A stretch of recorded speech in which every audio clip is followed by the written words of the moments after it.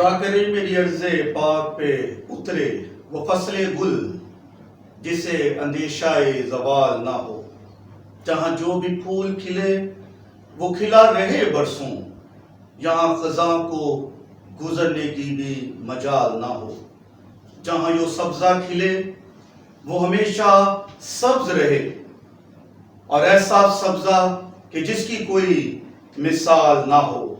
خدا کرے میرے ایک بھی ہم وطن کے لیے حیات جرم نہ ہو، زندگی وبال نہ ہو۔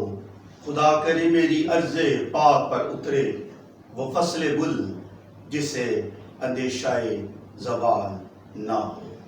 اسیر آزاد یوٹیوب چینل کی جانب سے تمام محب وطن پاکستانیوں کو عرض پاک کی عید ولادت بہت زیادہ مبارک ہو۔ پاکستان بلا امتیاز لاکھوں قربانیوں اور بے شمار جدوجہد کا ثمر ہے، اور اس نعمت خداوندی کے لیے آج ہم اپنے رب کریم کے شکر گزار ہیں۔ آج کی یہ خوبصورت محفل کو سجایا گیا ہے تاکہ ہم تحریک پاکستان میں ان تمام اقلیتی ہیروز کے کردار کو سرا سکیں کہ انہوں نے تحریک پاکستان میں مولانا قائد اعظم محمد علی جناح کے ساتھ کیا کردار ادا کیا، ان کی کیا کوششیں تھیں، اور اس کے ساتھ ہم اس بات کا بھی احاطہ کر سکیں کہ پاکستان میں بسنے والی اقلیتوں کو آج اس ملک کے اندر کون سے مسائل درپیش ہیں۔ ہم اسیر آزاد یوٹیوب چینل کے شکر گزار ہیں کہ جنہوں نے یہ خوبصورت پروگرام ترتیب دیا ہے، اور ان موضوعات پر روشنی ڈالنے کے لیے آج ہم نے دعوت دی ہے ڈاکٹر میڈم نورالنساء صاحبہ کو۔ آپ کا بہت شکریہ، آپ ہمارے پروگرام میں تشریف لائیں۔ آپ 2002 میں پیپلز پارٹی کی سیٹ سے MP منتخب ہوئی ہیں، اور ان کا جو خاندانی پس منظر ہے وہ بھی بڑا ہی لمبا چوڑا ہے، تو اس لیے یہ ایک گہری نظر اقلیتوں پر اور اقلیتوں کے حقوق پر رکھتی ہیں۔ تو آج یہ ہماری خوش بختی ہے کہ وہ ہمارے درمیان ہیں، تاکہ ہم ان کی زبانی جان سکیں کہ تحریک پاکستان میں مسیحی رہنماؤں کا کیا کردار رہا ہے، اور تعمیر پاکستان میں اقلیتوں نے کس طرح اپنا کردار ادا کیا ہے۔ اور یقیناً یہ پروگرام ہماری نوجوان نسل کے لیے نہایت ہی آگاہی اور تربیتی پروگرام ہوگا۔ جی میڈم جی، ہم آپ کے بہت شکر گزار ہیں، آپ ہمارے اس چینل پہ تشریف لائیں تاکہ ہم آپ کی زبانی سن سکیں کہ تحریک پاکستان میں پاکستان بنانے میں جو اقلیتیں ہیں، خصوصاً جو مسیحی لوگ ہیں، ان کا کیا کردار رہا ہے۔ بسم اللہ الرحمن الرحیم۔ سب سے پہلے میں مشکور ہوں اسیر آزاد ٹی وی چینل کی کہ جنہوں نے آج اس موقع پہ مجھے اپنے خیالات کا اظہار کرنے کے لیے یہاں پہ مدعو کیا۔ آپ نے بڑا زبردست جو ایک دعائیہ نظم پڑھی، اللہ کرے کہ واقعی پاکستان کے ایسے حالات آگے چل کے ہوں کہ یہاں پہ تمام کمیونٹیز ایک خوشحال اور محفوظ زندگی گزار سکیں۔ آپ کے سوال کے حوالے سے کہ مائنورٹیز کا کیا رول رہا ہے پاکستان کو بنانے میں، پاکستان کو کریشن میں، تو میرے خیال میں اگر اس ٹائم پہ کہ جب ہم پاکستان کی ایک موومنٹ چل رہی تھی، اگر اس ٹائم پہ ہمارے ساتھ اقلیتیں ہماری اسپیشلی میں کرسچنس کی بات، کرسچن کمیونٹی کی بات کروں گی، اگر وہ ہمارے ساتھ نہ کھڑے ہوتے تو شاید ہمارے یعنی پاکستان کے ساتھ پنجاب کا جو علاقہ ہوا ہے وہ ہونا مشکل ہو جاتا۔ اس ٹائم پہ آپ کو پتہ ہے کہ جب یہ حالات ہوئے تھے تو ووٹنگ ایک سسٹم آ گیا تھا کہ پنجاب اسمبلی کے تھرو پنجاب کے حوالے سے ووٹ ڈالنے کی ضرورت پڑی تھی، تو اس میں ووٹ ٹائی ہو گئے تھے، یعنی جتنے حق میں ووٹ تھے اتنے ہی مخالفت میں تھے۔ تو اس ٹائم کے اسپیکر صاحب نے، ایس پی سنگھا صاحب نے بہت یعنی پاکستان کے لیے ان کی کنٹریبیوشن ہے، وہ ان کے ووٹ نے یہ فیصلہ کن رول پلے کیا تھا کہ پنجاب کو پاکستان کے ساتھ الحاق کیا گیا تھا. تو یہ پاکستان کے بنانے سے لے کے آج تک پاکستان کی تعمیر و ترقی اور یعنی کے لیے بھی جو ان کا ہماری اقلیتوں کا رول ہے وہ میں سمجھتی ہوں اتنا زبردست رہا ہے کہ ہم حالانکہ جو اس ٹائم پہ جو پہلی دستور ساز اسمبلی میں قائد اعظم کا جو خطاب تھا 11 اگست کے حوالے سے اس میں جو ایک طرح کے وعدے کیے گئے تھے اپنی مائنورٹیز کے ساتھ کہ آپ ہمارے ساتھ آئیں, ہم آپ کو ضمانت دیتے ہیں آپ کی سلامتی کی, آپ کے حقوق کے تحفظ کی, مذہبی رواداری کی, سماجی رواداری کی, منصفانہ طرز حکومت کی. یہ کچھ وعدے تھے جو قائد اعظم کی اگر آپ اسپیچ کو دیکھیں تو.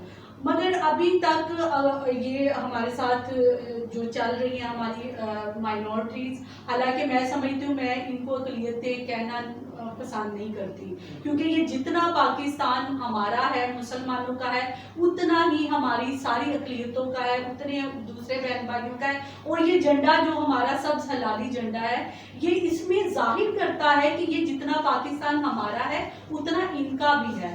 تو اقلیتیں کہنا ہمیں مجبوراً کہنا پڑ رہا ہے تاکہ ہمارا ایک پیغام چلا جائے. تو کچھ چیزیں ایسی ہیں جو ابھی تک اس طرح پوری نہیں ہو پا رہی کہ جس طرح کا وعدہ کیا گیا تھا. وہ جو وقت کے ساتھ ساتھ ابھی اس پہ اور کام کرنے کی ضرورت ہے. مگر بات کرنے کا یہی مقصد ہے کہ جو رول ہماری اقلیتوں نے پاکستان بنانے میں ہمارے ساتھ شانہ بشانہ کھڑے ہو کے کیا تھا اس کا ہم دینا ان کا دے نہیں سکتے. میڈم آپ نے بہت اچھی بات کی ہے اور میں اپنے سننے والے اسپیشلی نوجوانوں کو یہ پیغام دینا چاہتا ہوں کہ ڈاکٹر صاحبہ نے بڑی ہی خوبصورت انداز سے اس سوال کا جواب دیا ہے اور جو اقلیتوں کا کردار ہے خصوصاً جو مسیحی قوم ہے اس کے کردار کو انہوں نے بڑی ہی خوبصورتی کے ساتھ بیان کیا ہے. آپ کی بات سن کر مجھے مارگن لیزلی مڈل کورٹ جو ونگ کمانڈر ہیں ان کی بیٹی کا ایک واقعہ یاد آ رہا ہے. وہ جب سرگودا میں زیر تعلیم تھی تو ان کے ساتھ علی نام کا ایک لڑکا پڑھتا تھا. تو ان کے نام کو دیکھ کر اس نے سمجھا کہ شاید یہ کوئی فورن ہے اور اس نے اس سے کہا کہ یہ وطن یہ ملک آپ کا نہیں ہے تو آپ ایسا کرو کہ اس ملک سے چلے جاؤ, نکل جاؤ. تو وہ بڑی ہی ڈسہارٹ تھی اور وہ یہ بات سن کے گر پڑی, بے ہوش ہو گئی. پھر جیسے وہ اٹھی تو اس نے پھر اس لڑکے کو بڑے زوردار تماچے مارے اور پھر وہ واپس اپنے گھر آ گئی. پریشان بھی تھی, ڈر رہی تھی اور اس کی امی نے کہا پاپا آنے والے ہیں وہ تمہیں ڈانٹیں گے. اور جیسے ہی مارون بزلی صاحب گھر آئے تو اس نے اپنی بیٹی کو سمجھایا کہ بیٹے آپ نے گھبرانا نہیں, اس طرح کی پریشانیاں باتیں تانے آپ کو سننے پڑیں گے مگر آپ نے ایک بات یاد رکھنی ہے کہ اس جھنڈے کے اندر 2 رنگ ہیں اور جو سفید رنگ ہے یہ اقلیتوں کی نمائندگی کرتا ہے, یہ ہمارا رنگ ہے. اور جو سبز حصہ ہے وہ آپ کے دوست کا حصہ ہے اور آپ کے رنگ نے اس سبز حصے کو سنبھال کے رکھا ہے. تو آپ نے اس کو سنبھالنا ہے, سبز حصے کو گرنے نہیں دینا. تو میڈم نے اسی بات کی تشریح کی ہے کہ واقعی پاکستان بنانے میں اقلیتوں کا جو کردار ہے وہ بڑا ہی نمایاں ہے. میڈم ایک اور سوال میں آپ سے کرنا چاہتا ہوں چونکہ یہ پروگرام ہم 11 اگست کے تعلق سے ریکارڈ کر رہے ہیں. قائد اعظم کی جو اسپیچ ہے 11 اگست کے تعلق سے وہ بڑی ہی نمایاں اہم تقریب ہے. تو کیا آپ یہ بات سمجھتی ہیں بطور سماجی اور سیاسی ورکر کہ پاکستان میں بسنے والی اقلیتوں کو اس اسپیچ کے مطابق, تقریر کے مطابق اس طرح کے مساوی اور برابر کے حقوق حاصل ہیں یا نہیں جس طرح کہ ریاست مدینہ میں بھی حضرت محمد صلی اللہ علیہ وسلم نے وہاں بسنے والی تمام اقلیتوں کو برابر کے حقوق دیے؟ آپ اس کے بارے میں کیا کہنا چاہتی ہیں؟ جی یہ اس سے پہلے بھی میں نے یہی کہا ہے کہ سب سے پہلے تو آپ دیکھیں کہ حقوق ملنا یا نہ ملنا تو بات کی بات ہے. कायदे आज़म की उस स्पीच के बहुत से कॉन्टेक्स्ट ऐसे थे कि जिनको अभी तक हाइड किया गया था लोगों के, आम लोगों तक, ताकि उनका पैगाम ना पहुंचे। असल में वो स्पीच को पूरी तरह कोशिश की गई थी कि आम पाकिस्तानी तक, आम लोगों तक उसका बेलवाब ना पहुंच सके।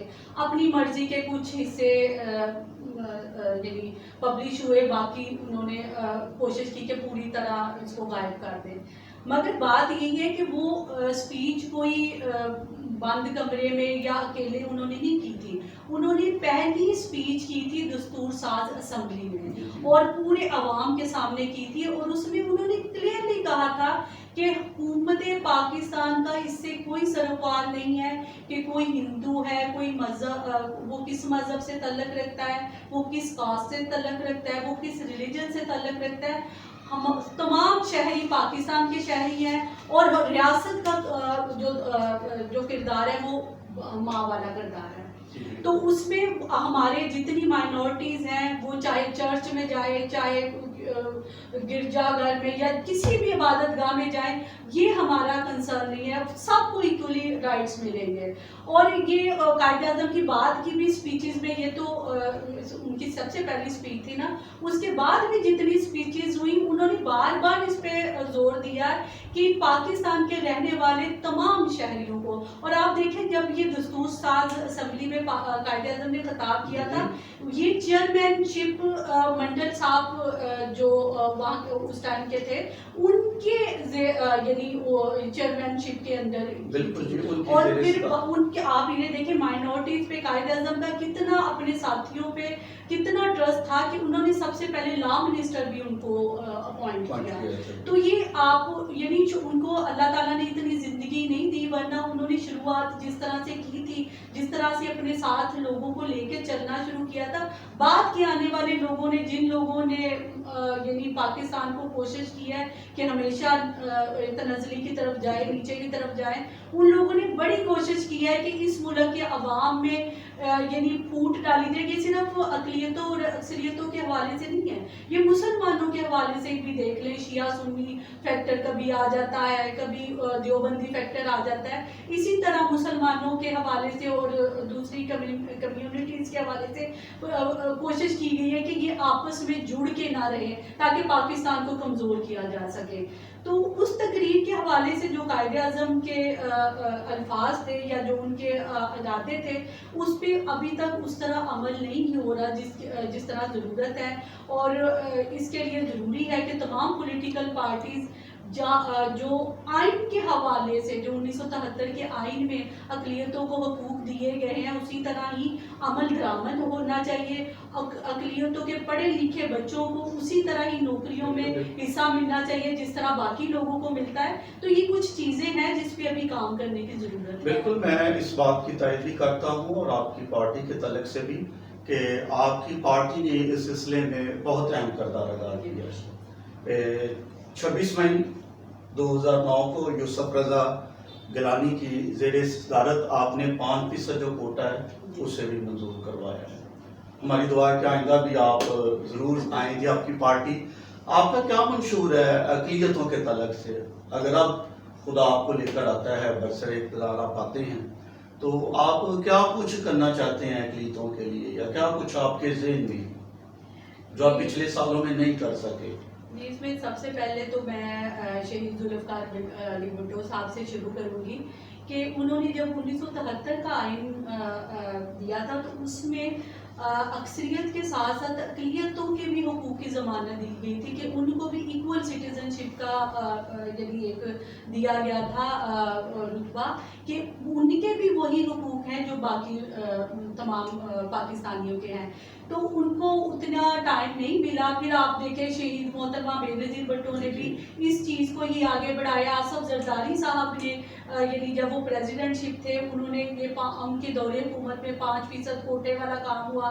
शहीद बीबी ने अलहदा जो वोटर लिस्टें थी अक़लियतों की वो ख़त्म करके उनको दूसरी यानी जो तमाम यानी सबकी मुश्तरका एक वोटर लिस्टें थी उनका भी काम शहीद मोहतरमा, क्योंकि वो समझती थी, वो भी इस चीज़ पे बिलीव नहीं करती थी कि कौन अक़लियत है कौन अक्सरियत है। वो समझते थे जो पाकिस्तान में जितने शहरी हैं उनके इक्वल राइट्स हैं।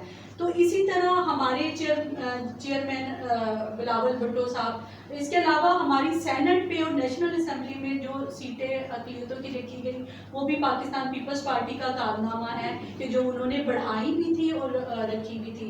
मेरा ख्याल है सेनेट में सीटें बढ़ाई गई थी।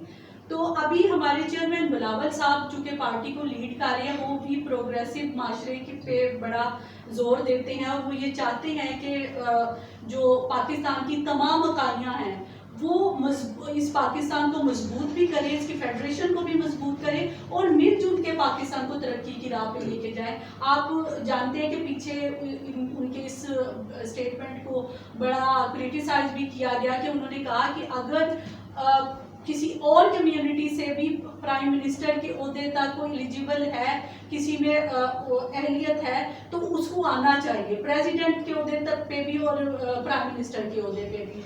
उनके कहने का ये मकसद था कि जो आइन के तहत पॉजिटिव चेंजेस आ सकती हैं सबकी मुशावरत से, उसको लाना चाहिए और दूसरी अक़लियतों को भी, दूसरी कम्युनिटीज़ को भी मौका मिलना चाहिए कि वो पाकिस्तान को सर्व कर सके अच्छे से अच्छे होते हुए। बहुत अच्छी बात है, खुदा करे कि आप बरसरे इक़्तिदार आएँ और ये जो आपका मंशूर है आप इसे पूरा भी ज़रूर करें। अच्छा मैडम, आखिरी सवाल है, पाकिस्तान को बेशुमार मसाइल दरपेश हैं और उनमें से सबसे बड़ा जो मसला है वो मजहबी, नस्ली और इलाकाई इंतहा पसंदी है। बतौर सियासी और समाजी कारकुन आप क्या पैगाम देना चाहती हैं हमारी मसीही कौम को भी और दूसरे तमाम सुनने वाले नाजरीन को भी? क्या हम किस तरह एक पेज पे इकट्ठे हो सकते हैं ताकि हम सब मिलकर बिला इम्तियाज रंग नस्ल, कौम, मजहब अपने मुल्क की तरक्की के लिए काम कर सकें? इसमें सबसे पहले तो ये है कि हम यानी मैं लास्ट भी हमारे अक़लियती हमारे क्रिश्चियन कम्युनिटी के प्रोग्राम्स में मैं एक चीज़ पे कहती रही हूँ कि अपने बच्चों में और अपने बच्चियों में एजुकेशन को जितना प्रमोट कर सकते हैं, अपने बच्चों को तालीम की तरफ लेके आए, क्योंकि आप ये देखें कि अभी तो बहुत अच्छे हालात हैं। मैं 2002 में जब MPA बनी थी तो मुख्तलिफ प्रोग्राम्स में जब मैं अक़लियती इलाकों में या क्रिश्चियन या कोई हिंदू इस टाइप के कोई प्रोग्राम थे, वो लोग बच्चों पे एजुकेशन पे उतना फोकस नहीं करते थे आज की निस्बत, मगर आज बहुत बेहतरी आई है, मगर फ़िलहाल मज़ीद बेहतरी की ज़रूरत है, क्योंकि जब तक हम यानी सारी इकाइयाँ मिल के अपने बच्चों को पढ़ाएंगे नहीं, अपने बच्चों को आगे नहीं लेके आएंगे, वो किस तरह पाकिस्तान की तरक्की के लिए रोल प्ले कर सकेंगे। तो सबसे पहले ज़रूरी यही है कि एजुकेशन को ज़्यादा से ज़्यादा बढ़ाया जाए ताकि पाकिस्तान तरक्की करे, पाकिस्तान मजबूत हो। और पाकिस्तान की मजबूती तभी मुमकिन है कि ये जो एक यानी अदम बर्दाश्त की एक सूरत हाल पैदा होती जा रही है, उसमें पूरा जो आप कहीं पे भी वाक़या देख लें, वहाँ पे जहालत सबसे पहले रोल प्ले, कोई भी वाक़या देख ले, अगर अदम बर्दाश्त उस माशरे में कभी भी यानी बर्दाश्त का अंसर पनप नहीं सकता जहाँ पे तालीम ना हो। तालीम आपको अच्छे और बुरे का फ़र्क बताती है और तालीम आपको बताती है कि आपने किसी और की बात को भी सुनने का कितना हक उसको देना है। अगर आप उसकी बात सुनेंगे नहीं, बर्दाश्त नहीं करेंगे, तो फिर बहुत सी मुतशद्दद कार्रवाइयाँ होती हैं, बहुत से यानी ऐसी चीज़ें जो नहीं होना चाहिए एक प्रोग्रेसिव माशरे में, वो हो जाती हैं। तो कोशिश यही है कि अपने बच्चों को पढ़ाएं उनको, ताकि बर्दाश्त, अच्छे बुरे की तमीज़ आए, फिर ही पाकिस्तान को आगे लेके जाए। आपने बड़े सादा खूबसूरत तरीके से इसका जवाब दिया है कि तालीम ही वो हथियार है जिसकी बदौलत कौमें तरक्की करती हैं और तफरक़ात, हर तरह के तासुबात तालीम ही की बदौलत ख़त्म होते हैं। अगर हम तालीम याफ्ता होंगे, तरबियत याफ्ता होंगे, तब ही हमारी कौम जो है वो तरक्की करेगी और हम तरक्की याफ्ता अक़वाम का मुकाबला कर सकेंगे। شکریہ میڈم، آپ کا بہت بہت، آپ نے ہمیں ٹائم دیا اور اپنی خوبصورت آرا سے ہم سب کو آپ نے مستفید کیا، شکریہ آپ کا۔ آخر میں 11 اگست کے تعلق سے ایک شعر میں اپنے سننے والوں کی نظر کرنا چاہتا ہوں۔ مسجد میری تو کیوں ٹامے، میں کیوں توڑا مندر، مسجد میری تو کیوں ٹامے، میں کیوں توڑا مندر نوں، آجا دوویں بہ کے پڑھیے ایک دوجے دے اندر نوں، آجا دوویں بہ کے پڑھیے ایک دوجے دے اندر نوں، صدیاں وانگو اج بھی کچھ نہیں جانا مسجد مندر دا، صدیاں وانگو اج بھی کچھ نہیں جانا مسجد مندر دا، لو تے تیرا میرا لگنا تیرے میرے خنجر نوں۔ خداوند آپ سب کو برکت دے اور ہمیں توفیق بخشے کہ ہم سب مل کر ایک ہو کر اپنے ملک پاکستان کی ترقی کے لیے کام کریں۔